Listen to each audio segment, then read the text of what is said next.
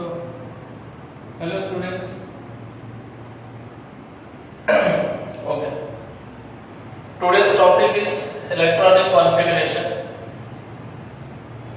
ये जो टॉपिक है इलेक्ट्रॉनिक कॉन्फ़िगरेशन बहुत ही इम्पोर्टेंट है.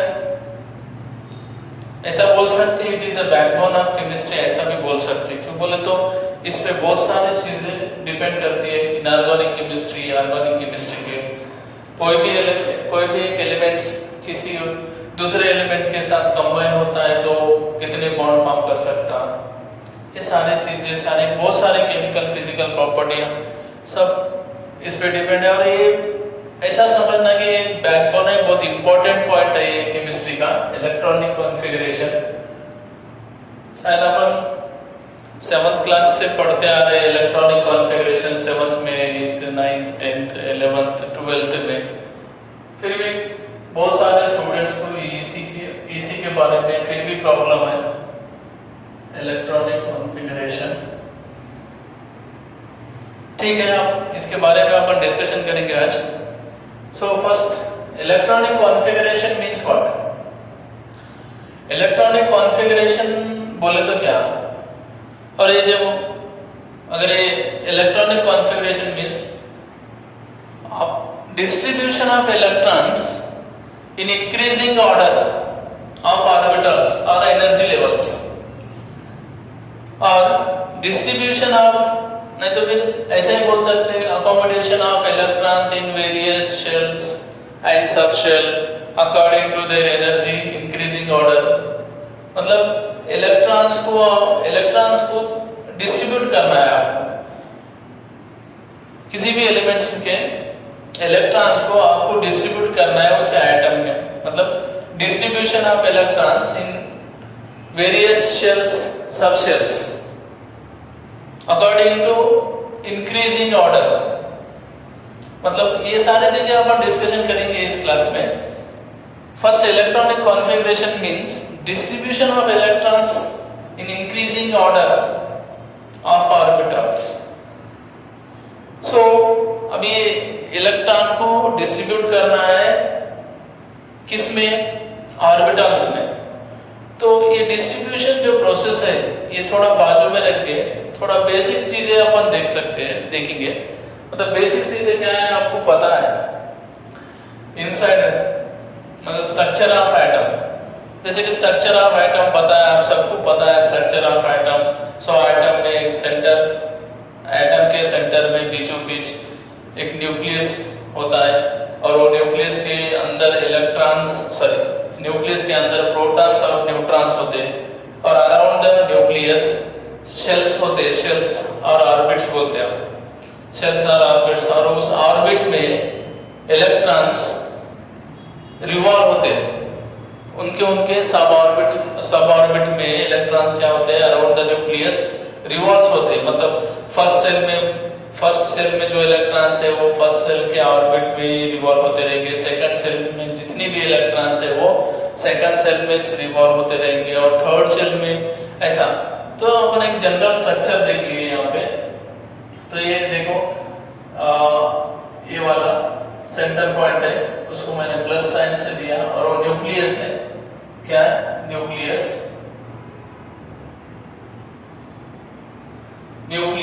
और न्यूक्लियस में प्रोटॉन प्लस न्यूट्रॉन प्रेजेंट है. तो प्रोटॉन को कौन सा चार्ज है, पॉजिटिव चार्ज है. न्यूट्रॉन्स नो चार्ज, इनको चार्ज नहीं रहता, राइट. और ये प्रोटॉन प्लस न्यूट्रॉन मिलके किसी भी एटम का एटॉमिक मास डिसाइड करते हैं. ये बाद में चीजें डिस्कशन करेंगे. न्यूक्लियस में प्रोटॉन और न्यूट्रॉन्स प्रेजेंट होते हैं. प्रोटॉन को पॉजिटिव चार्ज और न्यूट्रॉन को नो चार्ज, राइट. अब ये हो गया आपको ये ब्लू कलर्स के जो मैंने ऐसे साइंस सर्कल दिए वो शेल्स है या फिर ऑर्बिट्स बोल सकते हैं इसको. और उनको अपन एक सिंबल से भी इंडिकेट किया है, K, L, M, N, O, P, Q, और उसको नंबर्स भी दिए. इसको प्रिंसिपल क्वांटम नंबर भी बोलते हैं अपन. प्रिंसिपल क्वांटम नंबर से इंडिकेट किया. n is equal to 1, n equal to 3, 4, 4 5 6 7 ऐसा। ये शेल्स इनसाइड एटम के बारे में थोड़ा सा इंफॉर्मेशन दिया आपके। सो अभी distribution of electrons in increasing order of orbitals और एनर्जी लेवल्स। अब इसका मीनिंग क्या होता है? इलेक्ट्रॉन्स को डिस्ट्रीब्यूट करना है। तो इलेक्ट्रॉन्स को डिस्ट्रीब्यूट करने के पहले किसी भी शेल में शेल और सब शेल के बारे में थोड़ा सा डिस्कशन करते हैं अपन। तो फर्स्ट यहां से स्टार्ट करते हैं, n = 1, n = 2, n = 3, राइट। सो शेल के बारे में डिस्कशन करेंगे अपन पहला। So maximum electrons present in shell can be calculated by using, किसी भी शेल में मैक्सिमम इलेक्ट्रॉन्स कितने होते हैं वो 2n² से पता चल जाएगा आपको। 2 × n² से। सपोज अभी शेल दिया आपको, शेल दे दिया, कौन सा शेल दिया? के शेल। इसका प्रिंसिपल क्वांटम नंबर क्या है? 1, मतलब n वैल्यू 1, राइट। सो अभी फार्मूला क्या है? 2n²। तो 2 की जगह 2, n की जगह क्या है? n वैल्यू कितने है? 1 स्क्वायर। सो 1 का स्क्वायर 1 × 2 2, मतलब कैपेसिटी ऑफ इलेक्ट्रॉन कितनी? 2 इलेक्ट्रॉन्स। मतलब फर्स्ट सेल में कितने इलेक्ट्रॉन्स प्रेजेंट रहेंगे? 2 इलेक्ट्रॉन्स। उसी तरह सेकंड सेल के एल सेल लिए तो इन वैल्यू कितना है इसका? 2। यहाँ पर देख लीजिए, ये फर्स्ट सेल है, ये सेकंड सेल है, थर्ड सेल है, fourth shell, fifth shell, sixth shell. तो first shell in value 1, second shell in value 2, 3 ऐसा। तो अभी यहाँ पे इन वैल्यू 2 है, तो यहाँ पे 2 × 2² कितना है? 2 का स्क्वायर 4, 4 × 2 8 इलेक्ट्रॉन्स, राइट। सो यहाँ पे m, एक एल हो गया, m लिए, तो m का वैल्यू कितना है? 3। m shell, third shell, right. So इसका 2 ही लिखना है, 2 यहाँ पे 3, तो 3 का स्क्वायर 9 × 2 18 इलेक्ट्रॉन्स, राइट। उसी तरह के n का ही कर सकते हैं। 4 वैल्यू 2 4² 4 का स्क्वायर 16 × 2 32 इलेक्ट्रॉन्स। मतलब पहले सेल में कितने इलेक्ट्रॉन्स बैठ सकते हैं? 2। सेकंड सेल कैपेसिटी कितना है? 8 electrons. Third shell capacity 18 electron. Fourth shell capacity 32 electrons, right. इस तरह अपन maximum electron present in shell निकाल सकते हैं बाय यूजिंग 2n² फार्मूला से, राइट। ओके, ये हो गया। ये होने के बाद नेक्स्ट टॉपिक है अपना शेल सब शेल। अभी पहला प्रिंसिपल क्वांटम नंबर आपका n है, शेल और इसमें सब शेल। n अगर n वैल्यू 1 है, प्रिंसिपल क्वांटम नंबर 1 है, तो शेल क्या आएगा? शेल नेम k है ना। हाँ, तो सब शेल क्या है इसमें? s, एक ही ऑर्बिटल है, देखो k में एक ही ऑर्बिटल है s, और फर्स्ट सेल में इसलिए 1s बोल रहे हैं अपन उसको। फिर सेकंड सेल में 2 ऑर्बिटल है s और p। सो n वैल्यू 2 है l शेल, हाँ इसका s का 2 ऑर्बिटल से 2 सब शेल है। हाँ, यहाँ पे n = 3 kl, m value kl, हाँ शेल थर्ड शेल है तो 3 ऑर्बिटल है s p d। Next fourth shell n equal 4 बोले तो k l m n, हाँ s p d f। उसी तरह n इक्वल 5 दिया k l m n o, तो इसमें s p d f g लिख सकते, पर आज तक G में इलेक्ट्रॉन एंटर नहीं हुआ, मतलब G में ऐसा कुछ इलेक्ट्रॉन एंटर हुआ ऐसा डिस्कवर नहीं हुआ, तो यहां से स्टॉप कर लिए तो चलेगा। n equal 6 k l m n o p, इसमें s p d f, f की भी जरूरत नहीं है यहाँ पे, g यहाँ पे h भी लिख सकते हैं ऐसा। नेक्स्ट फ्यूचर ऑर्बिटल देखो n इक्वल 7 q ऐसा s p d, तो आपको यूज होने वाले ऑर्बिटल्स है सब शेल है s p d f, उसके बाद में यूज नहीं होंगे कौन से s p d f nf है, ओके। तो अभी ये हो गए आपके सब शेल्स, सब शेल्स समझ में आया? मतलब ऐसा है, एटम है, nucleus, first shell, second shell, third shell, fourth shell, इसको अपन सेल बोले, राइट? सेल, तो इसको k l m n से इंडिकेट कर रहे हैं, तो इसको n प्रिंसिपल क्वांटम नंबर 1 2 3 और ये 4 हो गए। तो इसमें जो ऑर्बिटल है, पहले शेल में जो ऑर्बिटल है s ऑर्बिटल है, सब शेल, शेल नंबर और ये सब शेल। फर्स्ट इसमें एक ही सब शेल है वो s, और फर्स्ट सेल में इसलिए मैं इसको 1s बोल रहा हूं समझने के लिए आपको। सेकंड सेल में दो शेल रहते हैं sp, तो सेकंड में इसलिए 2s 2p बोल रहे हैं अपन। नेक्स्ट थर्ड शेल में 3 सब शेल है s p और d, थर्ड सेल में इसलिए 3s 3p 3d ऐसे नाम दे सकते हैं अपन। फोर्थ सेल में 4 s p d f, अब ये s p d f कौन से सेल में? फोर्थ, तो इसको ऐसा लिख सकते हैं 4s 4p 4d 4f, right? समझ में आई ये सारी बातें? ओके, ये हो गया, इस तरह थोड़ा सा समझ लो,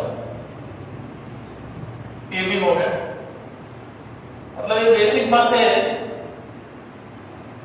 प्रिंसिपल क्वांटम नंबर, आप 4 क्वांटम नंबर है आपने लिए, 4 क्वांटम नंबर कौन से प्रिंसिपल क्वांटम नंबर है, नेक्स्ट अजीमुथल क्वांटम नंबर है, हाँ मैग्नेटिक क्वांटम नंबर है और स्पिन क्वांटम नंबर है। ऐसे क्वांटम नंबर है, अपन एटॉमिक स्ट्रक्चर में पढ़ लेंगे वो, अब उसकी जरूरत नहीं है यहाँ पे समझने के लिए, ये बहुत हो गया। यहाँ पे distribution of electrons in increasing order of orbital समझना है आपको इलेक्ट्रॉन को डिस्ट्रीब्यूट करना है, वेरियस ऑर्बिटल में डिस्ट्रीब्यूट करना है according to their energy order. मतलब इलेक्ट्रॉन फर्स्ट लोअर एनर्जी में एंटर होगा, बाद में हायर में जाएगा, ऐसा ये कुछ रूल्स है, ये कुछ कंसेप्ट है, ये क्लियर करने के लिए बेसिक बातें बताना पड़ता, राइट?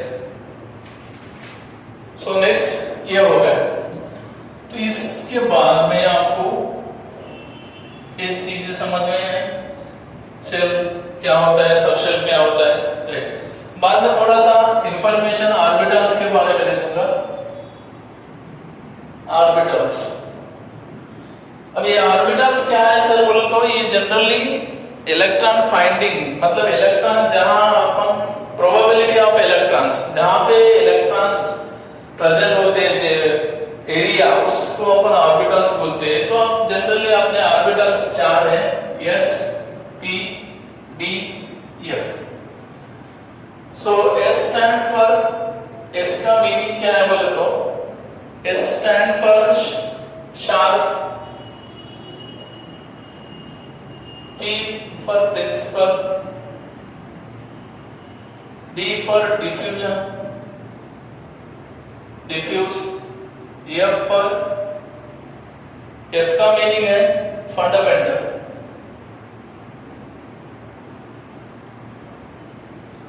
सर ये थोड़ा सा और डीप में बोलना है तो sp d f ऑर्बिटल्स है, अपने 4 ऑर्बिटल्स है sp d f of orbitals, ऐसे 4 ऑर्बिटल्स है आपको।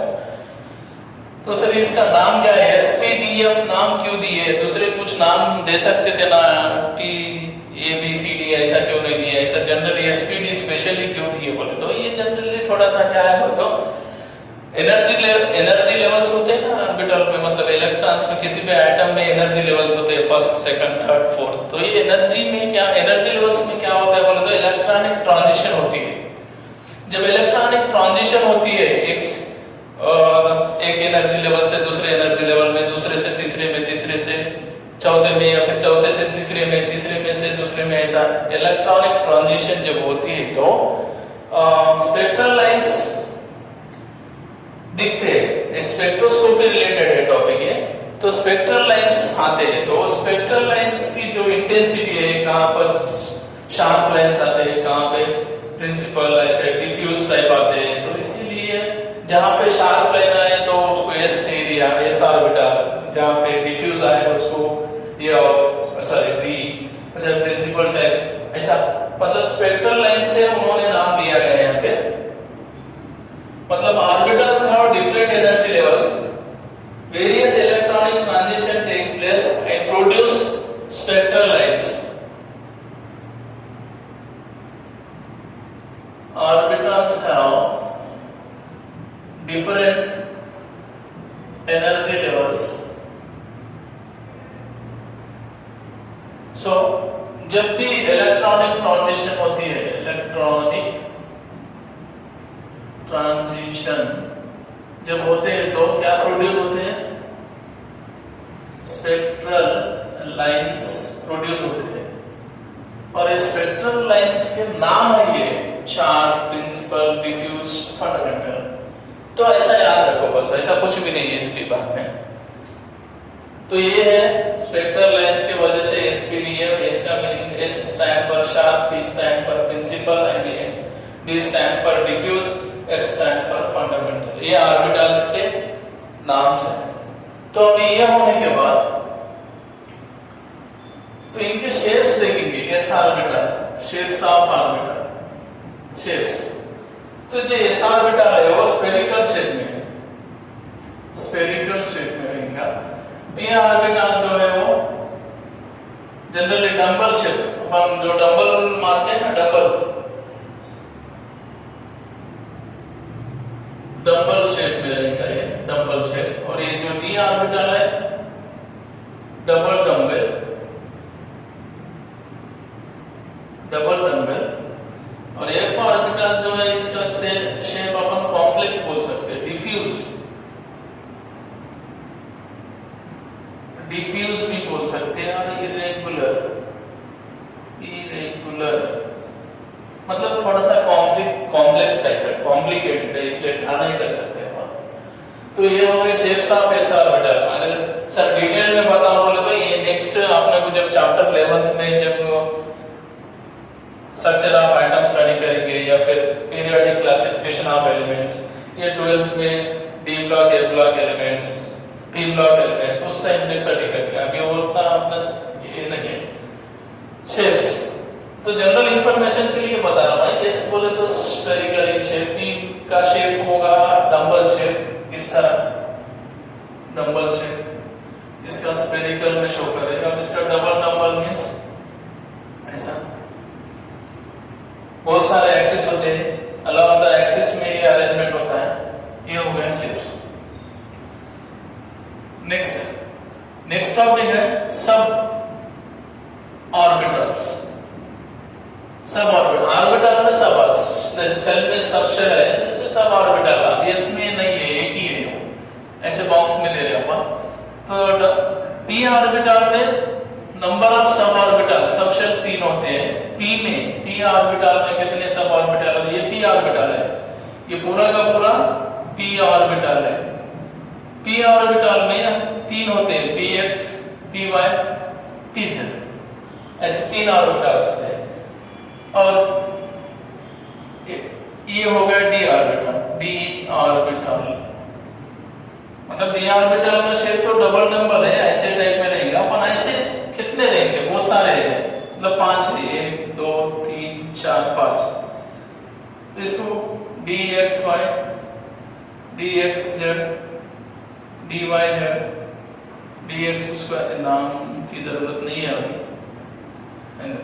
5 सब ऑर्बिटल्स प्रेजेंट है इसमें, dxy dyz dz x dx square y square और dz स्क्वायर, ऐसे नाम देते इसको, ठीक है। उसी तरह f ऑर्बिटल में 7 एनर्जी लेवल्स है, 1 2 3 4 5 6 f ऑर्बिटल, राइट। ये हो गया ऑर्बिटल्स। तो अभी कैपेसिटी, मतलब हर एक ऑर्बिटल की कैपेसिटी होती है अपनी अपनी, जैसे कि s ऑर्बिटल में सिर्फ 2 ही इलेक्ट्रॉन हो सकते हैं, मतलब इस तरह एक सब ऑर्बिटल की कैपेसिटी 2, तो s ऑर्बिटल में सब ऑर्बिटल एक ही है, तो क्या होता, maximum capacity of s orbital 2 electrons, 2 electrons में s1 या फिर s2 ऐसा लिख सकते हो। हाँ, p ऑर्बिटल में सब ऑर्बिटल कहते हैं 3 सब ऑर्बिटल है, तो हर एक सब ऑर्बिटल की कैपेसिटी 2 इलेक्ट्रॉन्स, किसी भी ऑर्बिटल में 2 इलेक्ट्रॉन्स बैठ सकते हैं, उससे ज्यादा नहीं हो सकते।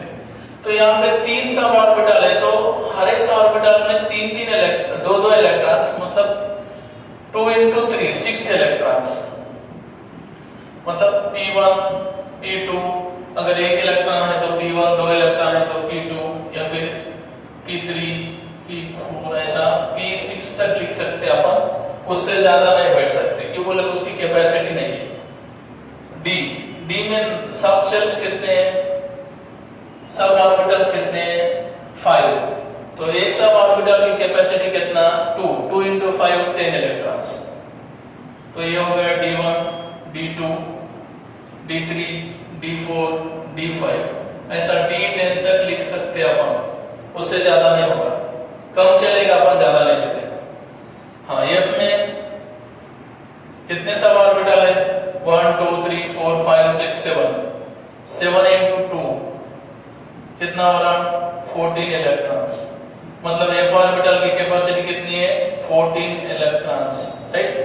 तो 14 इलेक्ट्रॉन्स को अपन ऐसा लिख सकते हैं, f1 f2 f3, इस तरह f14 तक लिख सकते हैं, राइट। एक बार फिर से एक बार देख लीजिए पूरा डिटेल में, मतलब यहाँ पे क्या क्या दिया मैंने, ऑर्बिटल्स, उनके शेप्स, उनमें सब ऑर्बिटल, इसमें एक ही है, इसमें 3, इसमें 5, इसमें 7 एनर्जी लेवल्स। तो यहाँ पे कैपेसिटी 2 है, 6 10, मतलब s की कैपेसिटी 2 इलेक्ट्रॉन, p की कैपेसिटी 6 इलेक्ट्रॉन, d की कैपेसिटी 10 इलेक्ट्रॉन और f की कैपेसिटी 14 इलेक्ट्रॉन, ऐसा याद रख लीजिए, खत्म, राइट, ये हो गया।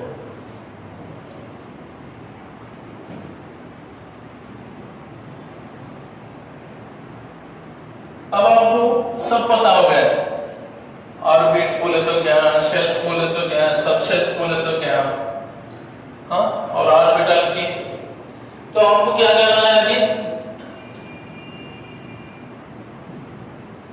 इलेक्ट्रॉन्स को क्या करना है, डिस्ट्रीब्यूट करना है।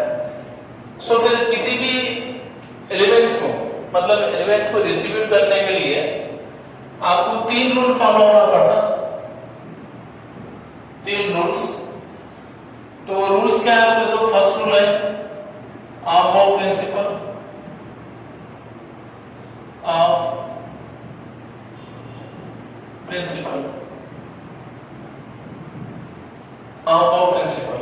distribution of how to distribute electrons. So electronic configuration for multi electronic species follow 3 rules. 3 rule follow होते हैं।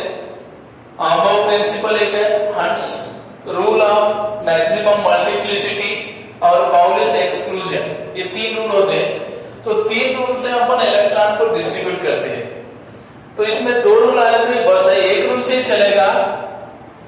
आर्मो प्रिंसिपल से पूरी कहानी समझ में आएगी, पर वो पेयरिंग कैसा होता है उसके लिए हंट्स रूल की जरूरी है। और पेयरिंग होने के बाद जो 4 क्वांटम नंबर होते हैं उसके बारे में पॉलिश एक्सक्लूजन लॉ एक्सप्लेन करता है। तो फर्स्ट आबो प्रिंसिपल क्या है? तो ये जो आबो है ना, ये साइंटिस्ट का नेम नहीं है, it is a German word,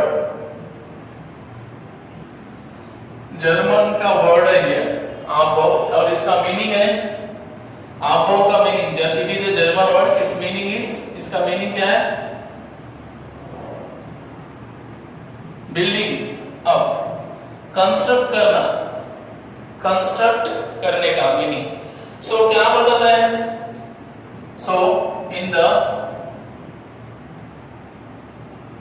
building of electrons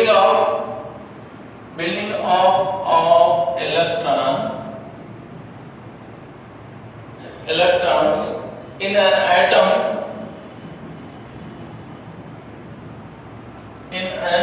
atom, the electrons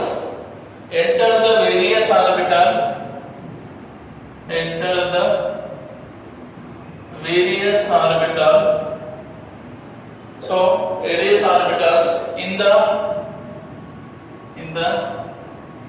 increasing order of their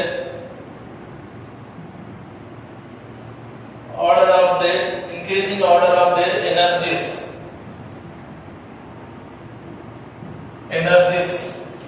is just थोड़ा सा स्टेटमेंट है इसका, समझाऊंगा इसके बारे में पूरा। In the building of electrons in an atom, the electrons enters the various orbitals in the increasing order of their energies। मतलब ये जो रूल है, ये 3 बातें बताता है, energy of orbitals, energy of orbitals, और दूसरा इलेक्ट्रॉन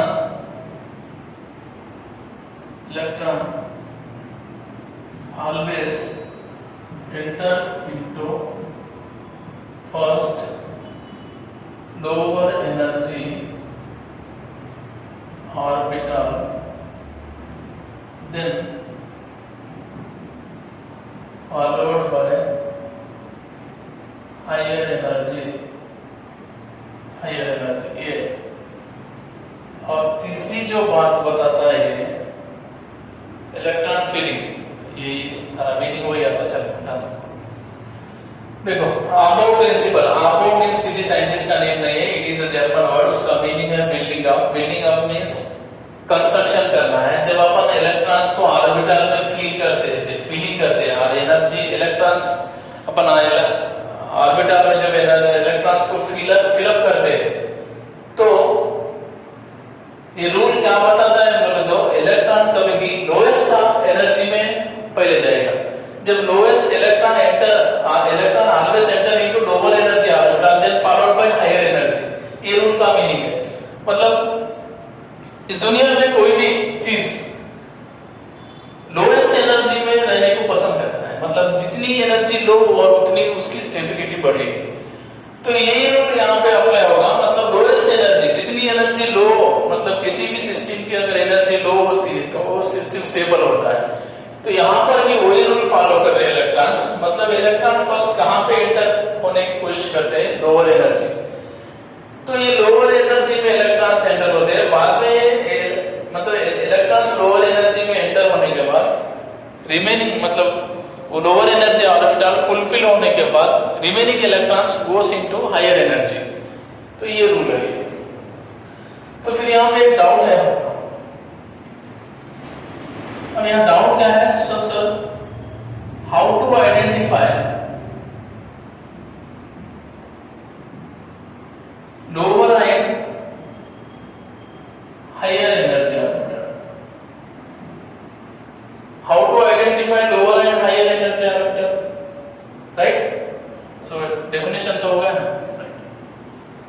सो आइडेंटिफाई कैसा करना सर लोअर और हायर? तो आपको एक सिंपल बात बताता, अपना सब क्या था, n equal to 1, n equal to 2, n equal to 3, n equal to 4, n equal to 5, n equal to 6 और n equal to 7। तो इसमें 1s, इसमें 2s 3s 4s 5s 6s 7s, right. बाद में 2p 3p, मतलब cell wise orbital सब, मतलब ये शेल्स नंबर है, ये सब शेल लिख रहा हूं यहाँ पे। 3d, हाँ नेक्स्ट 4s 4p 4d और क्या है 4a बचा। हाँ नेक्स्ट 5 है 5s 5p 5d 5f, next 6p 6d हो गया, 7s सॉरी 7p और 7d जरूरी नहीं है उतना, अभी तक जा नहीं सकते अपन। तो ये है, सो ये टॉप टू वाटर। सो 1 2 3 मतलब फर्स्ट सेल नंबर 1 ये शेल्स है और ये वॉल्यूम में सब शेल्स है और सब शेल में ऑर्बिटल्स, राइट। सो अब ये सारी बातें हैं, तो इलेक्ट्रॉन्स को डिस्ट्रीब्यूट करना है आपको। तो इलेक्ट्रॉन्स को डिस्ट्रीब्यूट करना है, मोलर्स डायग्राम बोलते हैं इसको। कौन सा diagram? Moeller's diagram.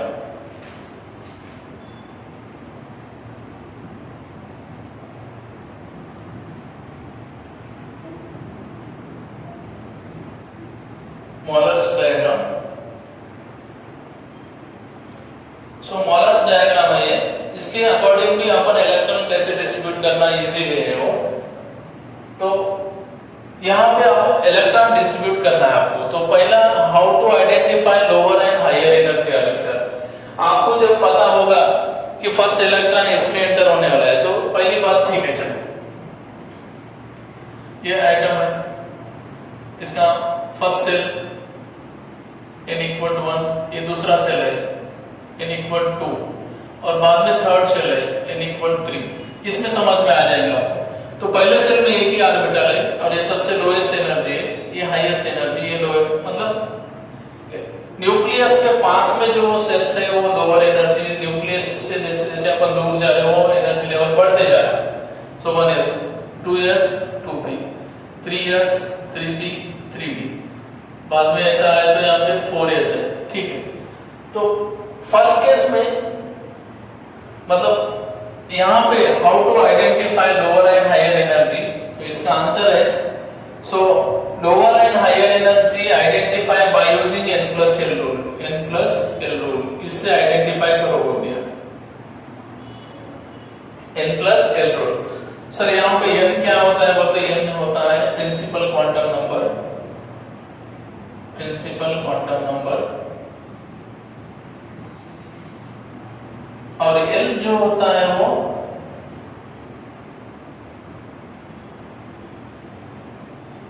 Azimuthal quantum number, right. So n value principal quantum number ये डायरेक्ट रहेगा 1s 2s 2p 3s जो है वो n वैल्यू, और n value azimuthal quantum number SPDF के लिए अलग अलग रहेगा, जैसे कि ऑर्बिटल है अपने ऑर्बिटल्स और n वैल्यू। सो orbitals S P D F, S के लिए n वैल्यू रहेगा 0, P के लिए n वैल्यू 1, D के लिए n वैल्यू 2 और F के लिए n वैल्यू 3। ये याद रख लीजिए प्रेजेंट, फिलहाल तो अब ये आपको याद रखना है। S का L वैल्यू रहेगा 0, P का L वैल्यू है 1, D का 2 और F का 3। तो अभी फर्स्ट देख लीजिए, इलेक्ट्रॉन्स ये एटम है, तो ये इलेक्ट्रॉन्स यहाँ एटम में एंटर हो रहे हैं। तो फर्स्ट कौन सा है 1s, बाद में क्या है 2s, ऐसे समझो।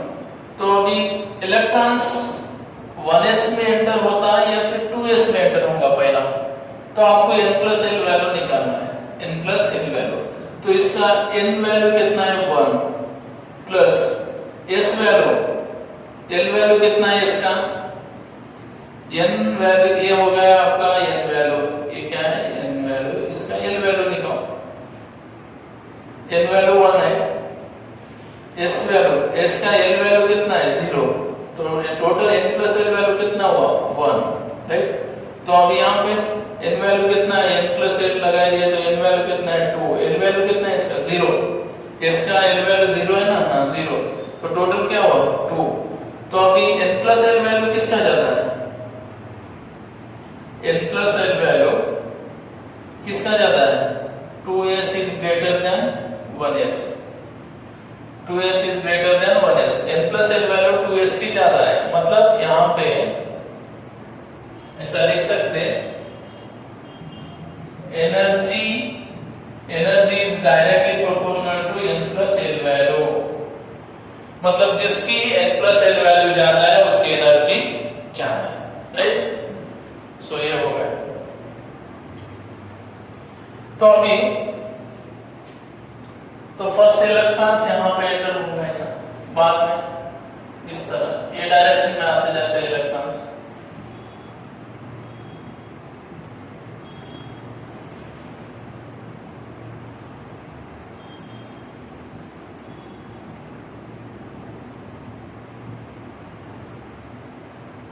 मैं आपको ऐसे बता रहा हूँ, मतलब ऐसे मीनिंग है, first electrons enter into 1s, then followed, बाद में 1s कंप्लीट होने के बाद इलेक्ट्रॉन्स 2s में आते हैं ऐसा, 2s में 2s भी कंप्लीट होने के बाद नेक्स्ट इलेक्ट्रॉन्स 2p में आते हैं, बाद में 3s, अगर पूरा ऐसा निकाला तो खराब हो जाता है, इसलिए ऐसा याद लीजिए, यही बेस्ट है। मतलब एरो से चलिए, जिधर एरो जाए उस तरह इलेक्ट्रॉन्स को एंटर कीजिए। पहले इलेक्ट्रॉन कहां पे आएंगे 1s, 1s कंप्लीट फुलफिल होने के बाद जो बचे वाले इलेक्ट्रॉन्स फिर कहां आएंगे 2s में आएंगे, फिर 2s भी फुलफिल हुआ तो 2s के बाद ये एरो इधर इंडिकेट कर रहा है ऐसा, तो ये 2p में जा रहा है इलेक्ट्रॉन्स, मतलब ऐसा थोड़ा सा समझ लीजिए, यहाँ थोड़ा सा कोशिश करना पड़ता है आपको, इस तरह ये वाला जाके इस तरह, और 1s के बाद 2s, इलेक्ट्रॉन्स किधर आ रहे देख लीजिए, 2p के बाद 3s के बाद में जो इलेक्ट्रॉन्स होते हैं वो 3p में, 3p के बाद 4s फुलफिल होने के बाद रिमेनिंग इलेक्ट्रॉन गोस इनटू 3d, इस तरह ये ऑर्डर आपको याद रखना है, अगर ये नया आया तो, राइट। अब देखिए ये हो गया ना।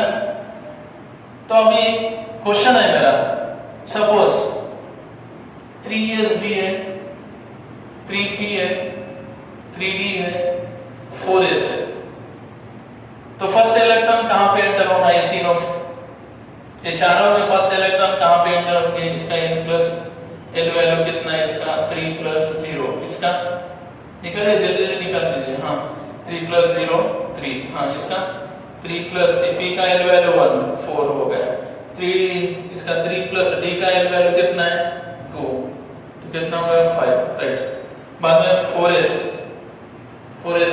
4 प्लस s वैल्यू 0 4 हो गया, तो एनर्जी ऑफ ऑर्बिटल,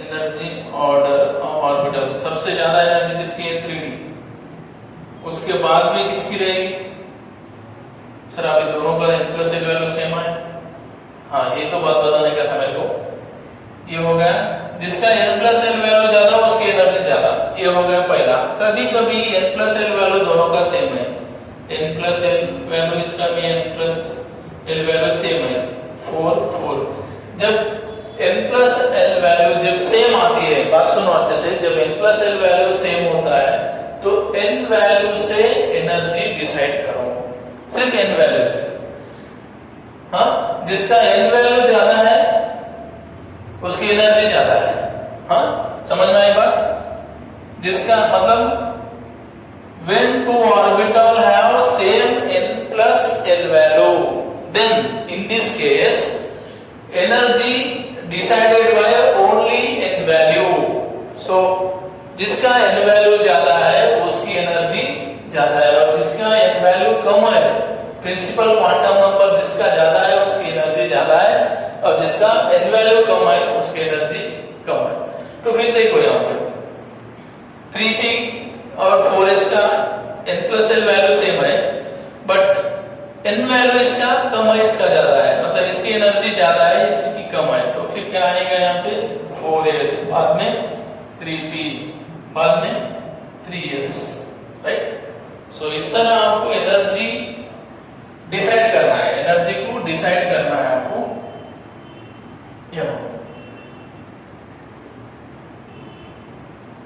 ओके, तो आपको अभी किसी भी एलिमेंट्स का इलेक्ट्रॉनिक कॉन्फ़िगरेशन लिखना है। इजी, सपोज आपको मैंने पास दिया, एटॉमिक नंबर कितना है 15, तो 15 इलेक्ट्रॉन है आपके पास, उसको डिस्ट्रीब्यूट क्यों? हाँ, तो इस रूल से डिस्ट्रीब्यूट करना है। हाँ, पहला क्या है 1s, कितने इलेक्ट्रॉन्स 2, s की मालूम है ना कैपेसिटी, s की 2, p की 6, d की 10, f की 14, इससे ज्यादा नहीं डालना है आपको। हाँ, 1s हो गया, 15 इलेक्ट्रॉन्स है आपके पास, तो फर्स्ट 1s में 2 इलेक्ट्रॉन चले गए, बाकी के रिमेनिंग इलेक्ट्रॉन्स कहाँ जाएंगे 2s 2, बाद में 2p 6, टोटल करना 2 + 2, 2 + 2 4 + 6 10, हाँ, बाद में 1s 2 2s 2p 6, बाद में 3s 2, बाद में अब कितने हो गए तुम्हारे पास 10 और 2 12 हो गए, 3 बचे 3p, पहला 1s हो गया, बाद में 2s 2p 3p 3s 3p 3p, p की कैपेसिटी 6 है, बट आपके पास बैलेंस कितने हो गए 3, तो हो गए, राइट। ये हो गया फास्फोरस का इलेक्ट्रॉनिक कॉन्फ़िगरेशन, राइट। सो अब इसको आप सिंपल वे में ऐसा लिख सकते हैं, फर्स्ट सेल है, सेकंड सेल है और थर्ड सेल है। तो पहले सेल में कितने इलेक्ट्रॉन है 2, सेकंड में 8 और थर्ड में 5, ऐसा लिख सकते हैं 2, 8, 5, राइट। ये होगा। अभी सपोज आपको कैल्शियम दिया मैंने, कैल्शियम एटॉमिक नंबर कितना है 20, तो फॉलो हो जाओ यहां से, देखो कैल्शियम दिया मैं आपको एटॉमिक नंबर 20, यहां से शुरू करो, 1s में 2 इलेक्ट्रॉन, बाद में 2s में 2, s है इसलिए 2 इलेक्ट्रॉन डाल रहा हूं। हाँ, 2p कैपेसिटी कितनी है 6, अपने पास 20 इलेक्ट्रॉन है ना, तो 2 2 10 हो गए। हाँ, 2p के बाद 3s 2, 3s के बाद 3p 6, कितने हो गए काउंट 18, 3p के बाद कौन है 4s, कितने हैं 2, टोटल करो 20 हो गए। हाँ, तो अभी ये फर्स्ट सेल हो गया, सेकंड सेल हो गया, ये थर्ड सेल, ये 4, तो इसको ऐसा लिख सकते हैं 2 पहले सेल में a = 1 होता है, a = 2 होता है, a = 3 हो गया और a = 4 हो गया सेल वाइज। तो इसको 2, 8, 8, 2 ऐसा लिख सकते हैं, राइट। बस आपको प्रिंसिपल में आपको एक दो बातें याद रखना है, जब n+l वैल्यू जिसकी ज्यादा उसकी एनर्जी ज्यादा, अगर n+l वैल्यू सेम आई तो n वैल्यू से आप एनर्जी डिसाइड करो, जिसका n वैल्यू ज्यादा उसकी एनर्जी ज्यादा है। सो ये general electronic configuration of elements, shell, sub shell, how to calculate number of electrons in each shell, ये हो गया। ऑर्बिटल्स के बारे में बताया आपको, sp-d, उनकी सब ऑर्बिटल्स, कैपेसिटी और distribution of electrons. Distribution of electrons के लिए 3 रूल है, आपको प्रिंसिपल बताया। हंस रूल क्या बोलता है बोले तो इलेक्ट्रॉन स्पेयरिंग, मतलब अभी इसकी हंस रूल की बात ऐसी है, वो नेक्स्ट क्लास में बताएंगे, नहीं होगा ये, चलो